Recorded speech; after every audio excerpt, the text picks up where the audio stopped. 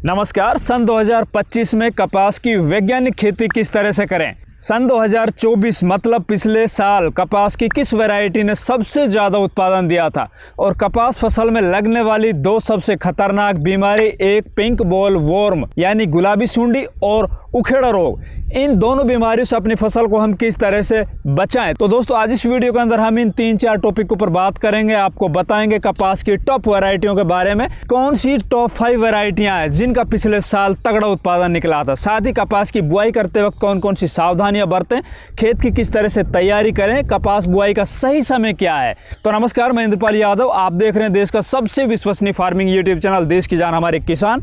अगर अभी तक इस चैनल को सब्सक्राइब नहीं किया तो प्लीज चैनल सब्सक्राइब कर लीजिए, साथ ही वीडियो को लाइक और दूसरे किसान भाइयों तक शेयर करना बिल्कुल मत भूलिए। तो साथियों सबसे पहले आप लोगों को ये चीज नोट कर लेनी चाहिए कि कपास का उत्पादन है वो 50% उसकी वैरायटी के ऊपर डिपेंड करता है, वहीं 50% उत्पादन आपके खेत की तैयारी, बुआई का समय और 2-3 चीजें और है जो जब आपके खेत तैयारी कर रहे हैं उस टाइम पर कौन कौन से खाद उर्वरक डाले, इनके ऊपर डिपेंड करता है। और एक बहुत बड़ा रोल अदा करता है मौसम भी, आगे चलकर मौसम क्या कुछ रहने वाला है। तो इन सभी टॉपिक के ऊपर अपन बारी बारी बात करते हैं। सबसे पहले बात करेंगे कपास की बुआई का सही समय क्या है। तो भैया देखिए, नरमा कपास की बुआई का सही समय अगर मैं अपने खुद के ओपिनियन से आप लोगों को बताऊं तो 20 अप्रैल से लेके और 15 मई के बीच का टाइम होता है। और सबसे सही और सबसे सफिशिएंट टाइम होता है ना, जहां सबसे ज्यादा उत्पादन निकलता है, बीमारी भी कम लगती है, वो 1 मई से लेके 15 मई के बीच के जो 15 दिन है वो उत्तर भारत में सबसे बढ़िया टाइम है, सबसे माकूल टाइम है नरमा कपास की बुआई का। फिर बात आती है कपास की बुआई करने से पहले खेत की तैयारी किस तरह से करें, और ये बहुत जरूरी है।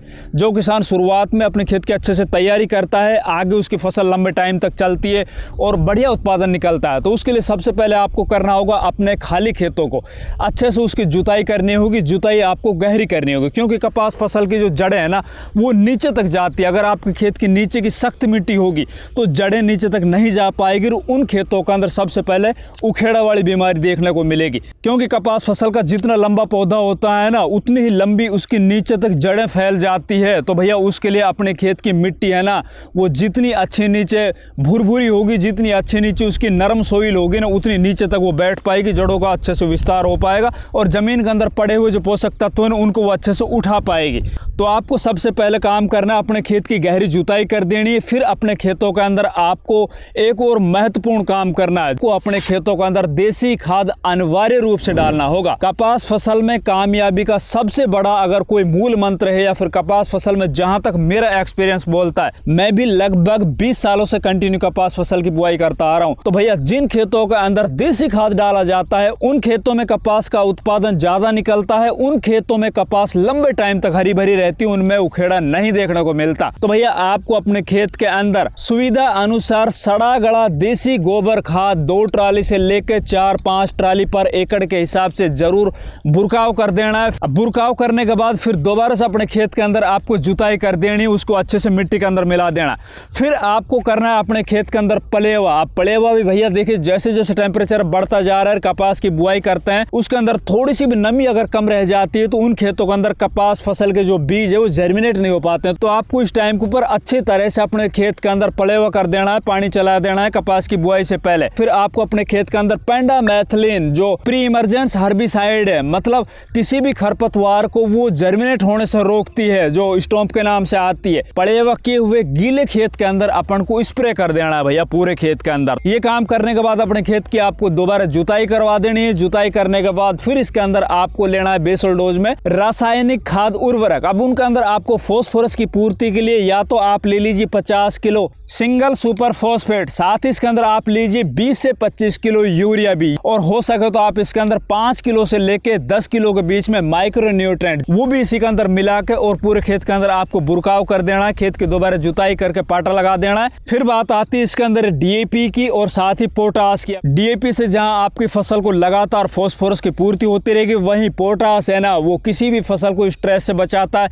या फिर आपके खेत के अंदर पड़े हुए जितने भी पोषक तत्व हैं उनको पौधे तक पहुंचाने का काम है वो पोटास करता है। पोटास भी आपको लगभग 25 किलो पर एकड़ के हिसाब से और डीएपी भी 25 किलो पर एकड़ के हिसाब से कपास की बुआई करते टाइम अक्सर अपन ने देखा होगा जो सीड ड्रिल मशीन होती है ना उनके अंदर दो खाने होते हैं, एक खाने के अंदर बीज होता है, दूसरे खाने के अंदर खाद उर्वरक होते हैं। तो डीएपी और जो पोटास है वो आप 20 से 25 किलो दोनों को लेके और बुआई करते वक्त डाल दीजिए। अब बात आती है वैरायटियों की, पिछले गए सालों के अंदर किस कपास की वैरायटी, किस कॉटन की वैरायटी का उत्पादन ज्यादा निकला था। उससे पहले मैं आप लोगों से एक निवेदन करना चाहता हूं, अब की बार आप कितने एरिया के अंदर कपास की बुआई करने जा रहे हो? पिछले साल आपके कितने खेतों के अंदर कपास की बुआई थी? बुआई का रकबा अब की बार घटेगा या बढ़ेगा आपके एरिया में? और साथ ही आपने पिछले साल किन वैरायटियों को अपने खेतों के अंदर लगाया था, किन वैरायटियों का परफॉर्मेंस अच्छा देखने को मिला, किन वैरायटियों का परफॉर्मेंस हल्का देखने को मिला, ये कमेंट जरूर करना ताकि आगे चलकर पता चल सके कि अब की बार हमारे देश के अंदर कपास का रकबा कितना है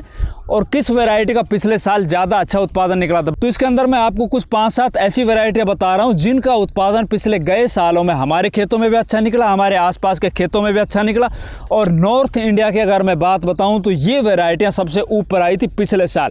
चूंकि सन 2023 के अंदर बहुत ज़्यादा प्रॉब्लम देखी गई थी पिंक बॉल वॉर्म की, जो गुलाबी सूंडी है ना वो हमारे नॉर्थ इंडिया के अंदर बहुत ज़्यादा आई थी। लेकिन पिछले साल गुलाबी सूंडी का प्रकोप थोड़ा बहुत था, बहुत जगह पर बिल्कुल नहीं था, मतलब उत्पादन ठीक ठाक निकला था, कोई दिक्कत नहीं थी। तो उन वैरायटियों के अंदर मैं आपको कंपनियों के हिसाब से बताऊंगा कि इस कंपनी की आप 2-3 वैरायटियां इनको लगाओ। तो उसके अंदर सबसे पहले बात आती है भैया जिस वैरायटी ने पिछले साल सबसे ज्यादा उत्पादन दिया था, जिस वैरायटी का बोलबाला पिछले साल भी सबसे ज्यादा था, अब की बार भी रहने वाला है, तो वो वैरायटी है टाटा कंपनी की दिग्गज वैरायटी। इस वैरायटी का जहां तक भी ओवरऑल प्रदर्शन है ना बहुत शानदार देखने को मिला था। इस वैरायटी के अंदर बीमारियां भी बहुत कम आई थी। इस वैरायटी की एक और खूबसूरती देखी गई कि भाई ये वैरायटी कम दिनों के अंदर ही पककर तैयार हो जाती है और जल्दी से जल्दी खेत खाली भी हो जाता है, अच्छा उत्पादन भी ये वैरायटी दे जाती है। साथ ही इस वैरायटी को आप हल्के खेतों में भी लगा सकते हो, भारी खेतों में भी लगा सकते हो। ओवरऑल ये वैरायटी बहुत शानदार है। फिर बात आती है दूसरी वैरायटियों की, तो दूसरी वैरायटी के अंदर सबसे पहले बात कर लेते हैं राशि की कुछ वैरायटियां जिनका उत्पादन पिछले गए सालों के अंदर शानदार देखने को मिला। भारी मिट्टी के अंदर शानदार परफॉर्मेंस देती आ रही है 773, इस वैरायटी को आप लगा सकते हो। और साथ ही पिछले साल की अगर अपन बात करें तो राशि की एक और वैरायटी भारी मिट्टी के अंदर बहुत शानदार प्रदर्शन कर रही है, वो है 846 वैरायटी। भैया राशि की 773, 846 ये दो ऐसी वैरायटी है जिनको आप भारी मिट्टी के अंदर लगा सकते हो, बहुत शानदार प्रदर्शन है। अब बात करते हैं इससे अगली एक और कंपनी जिसकी 2 वैरायटियां, वो है देहात कंपनी के एमराल्ड और मार्वल। एमराल्ड वैरायटी है उसको आप राजस्थान और हरियाणा में लगा सकते हो।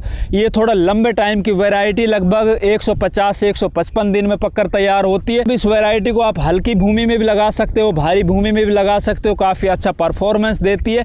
इसका बोल साइज भी अच्छा आता है और कम दिनों के अंदर इसमें फूल और फल आ जाते हैं। दूसरा देहात कंपनी की मार्वल वैरायटी, इस वैरायटी को आप मध्य प्रदेश जैसे राज्यों में अगर आप रहते हो वहां पर आप इसको लगा सकते हो। इस वैरायटी का काफी अच्छा परफॉर्मेंस है। ये एक शॉर्ट ड्यूरेशन वैरायटी, कम दिनों में पककर तैयार हो जाती है, लगभग 130 से 35 दिनों में। इसके भी बोल साइज काफी अच्छे मोटे होते हैं और कम दिनों में इसके अंदर फूल और फूल से फल बन जाते हैं। साथ ही इन दोनों वैरायटी संबंधित और कोई जानकारी चाहिए तो स्क्रीन के ऊपर जो ये टोल फ्री नंबर चल रहे हैं यहाँ पे आप कांटेक्ट करके और इन वैरायटियों के बारे में काफ़ी अच्छे से जानकारी प्राप्त कर सकते हो। इन दोनों वैरायटी को खरीदने के लिए आप अपने नज़दीकी देहात केंद्र पर जाइए, वहाँ से इन दोनों वैरायटी को लेकर अपने खेतों के अंदर बुआई कर सकते हो। अब बात आती है इससे अगली कंपनी यूएस एग्री सीड। भैया यूएस एग्री सीड की भी एक सदाबहार वैरायटी जो कम दिनों में पककर तैयार हो जाती है, शॉर्ट ड्यूरेशन वैरायटी है, वो है भैया जिसका आज तक कोई तोड़ नहीं है, US 51। ये वैरायटी लगातार किसानों की चहेती वैरायटी है। इस वैरायटी की खासियत ये है कि ये कम दिनों के अंदर तैयार हो जाती है, टाइम से खेत खाली हो जाते हैं। इसका जो बोल साइज है ना वो दूसरी वैरायटी की तुलना में मोटा आता है। छोटे पौधे के अंदर इसमें काफ़ी अच्छे फूल और फल लग जाते हैं। ये वैरायटी भी किसानों की पसंदीदा वैरायटी है। इससे अगली कंपनी की बात करें तो भैया वो है अजीत 177 वैरायटी। भैया ये भी वैरायटी किसानों की बहुत चाहती वैरायटी है। पिछले गए सालों के अंदर इस वैरायटी का भी एक तरफा उत्पादन देखने को मिला और एक तरफा इसकी डिमांड देखने को मिली। पिछले साल भी कुल मिला के ठीक ठाक इसका भी परफॉर्मेंस देखने को मिला। फिर बात आती है इससे अगली वैरायटियों की, तो उसके अंदर बात आती है भैया प्रभात सीड्स की। अब प्रभात सीड्स की पिछले 2-3 सालों से मैंने देखा है, मेरे खेतों के अंदर भी मैंने लगा के देखा है भैया, इनकी 2-3 वैरायटियाँ ऐसी हैं जिनका उत्पादन बहुत शानदार निकला है। मैं अपने स्पेसिफिक एरिया की बात करूँ, अलवर एरिया की बात करूँ, तो यहाँ पर प्रभात सीड्स की जो नवाब गोल्ड वैरायटी है ना, वो पिछले गए सालों में इसको एक तरफा किसान लगाते हैं, एक साइड में दूसरी वैरायटी होती है, एक साइड में आधे में ये वैरायटी होती है। इसके अलावा कावेरी सीड्स की KCH 307 वैरायटी, इसका भी नॉर्थ इंडिया के अंदर काफी अच्छा प्रदर्शन देखने को मिला। इस वैरायटी को भी आप आंख बंद करके लगा सकते हो, बहुत शानदार उत्पादन इससे भी देखा गया पिछले सालों में। फिर बात आती है क्रिस्टल कंपनी की सरपास 7172 वैरायटी। ये वैरायटी भैया पिछले कई सालों से लगातार किसानों की पसंद बनी हुई है। इस वैरायटी को भी आप अपने खेतों के अंदर लगा सकते हो। इसके अलावा निजी वीडियो की 2 वैरायटी टैलेंट और सिमसिम, इन दोनों वैरायटी को भी नॉर्थ इंडिया के अंदर काफी किसान लगाते हैं। पिछले कई सालों के अंदर इनका भी काफी अच्छा प्रदर्शन देखने को मिला था। जब जब गुलाबी सूंडी का प्रकोप नहीं होता है तब तक इन सभी वैरायटियों को उत्पादन अच्छा निकलता है। जिस साल गुलाबी सूंडी आ जाती है उस साल अधिकतर जितनी भी वैरायटियां होती है ना, वो वैरायटियां कम उत्पादन देती है। दूसरा, गुलाबी सूंडी को नियंत्रण करने के अंदर किसान का भी बड़ा रोल होता है भैया। हम बताएंगे आगे चलकर आपको गुलाबी सूंडी से किस तरह से अपनी फसल को बचाया जाए। आपने पिछले साल कौन सी वैरायटी अपने खेतों में लगाई थी, किस वैरायटी का बढ़िया परफॉर्मेंस देखने को मिला था, कमेंट जरूर करना। साथ ही वीडियो पसंद आई वीडियो को लाइक करना, ज्यादा से ज्यादा वीडियो को दूसरे किसान भाइयों तक शेयर करना। चैनल सब्सक्राइब नहीं किया तो प्लीज चैनल भी सब्सक्राइब करना। धन्यवाद।